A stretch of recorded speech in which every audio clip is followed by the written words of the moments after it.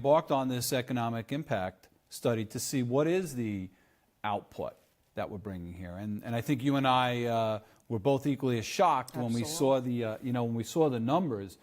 Just to give folks a rundown, the park is only 11 square miles large here, but it has about 1,350 businesses, 55,000 people working there. So the amount of local spend, let's say, on vendors, okay, is $4.4 billion. Right here, right? Right in our little neck of the woods, this sort of output. Payroll is $2.1 billion to the employees that are in there. So again, local spend right here for payroll, it's unbelievable. It generates $64.5 million just in property taxes. So once we went through those numbers, did you feel a bigger weight on your shoulders now as to, what the responsibility is for making sure that you lead this organization in the right direction for Long Island? To me, it seems pretty overwhelming at times. You know what? I look at it as such an opportunity.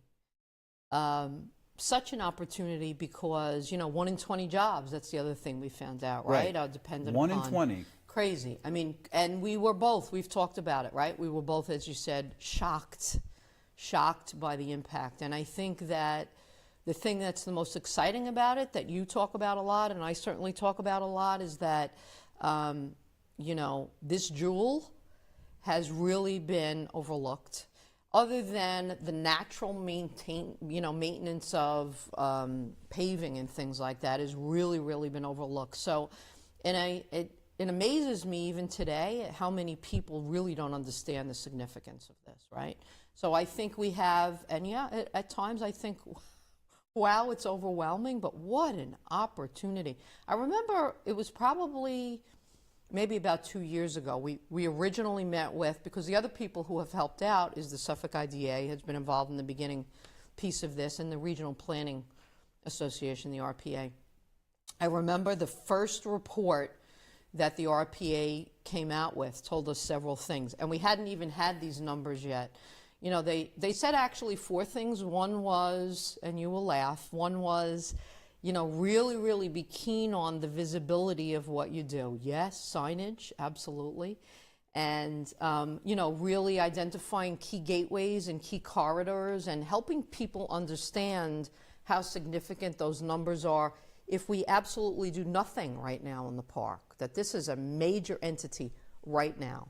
And that needs to be visual to people. They told us that very clearly. They talked a lot about developing and adopting best practices of an eco-industrial area, right? So we're looking at a consortium where people can come in and they can buy in volume and get discounts.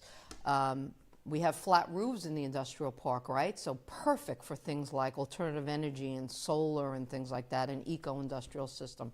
They talked a lot about our ability to connect ourselves more with research institutions and educational institutions like a Stony Brook. So we're delighted we're doing that. And the last thing they talked about is really be mindful of designing for the 21st century. So, when you look at a Silicon Valley and a Google and you look at areas like that, they certainly have walking paths. I will never forget that after we had our first meeting with the RPA, I got in a car with a bunch of the people from RPA and we drove the park just to look at it, right? And one of the things they said to us is, wow, it has a lot of park features. It has a lot of lime trees and it's well manicured. Some of the other things were falling apart, certainly, but it has a lot of potential. So I'm very excited about it. I'm excited about the task force that you're leading and getting funding and really looking at this infrastructure and really moving this forward. I see it as an opportunity even for housing, for young people. So I think we have a great opportunity here.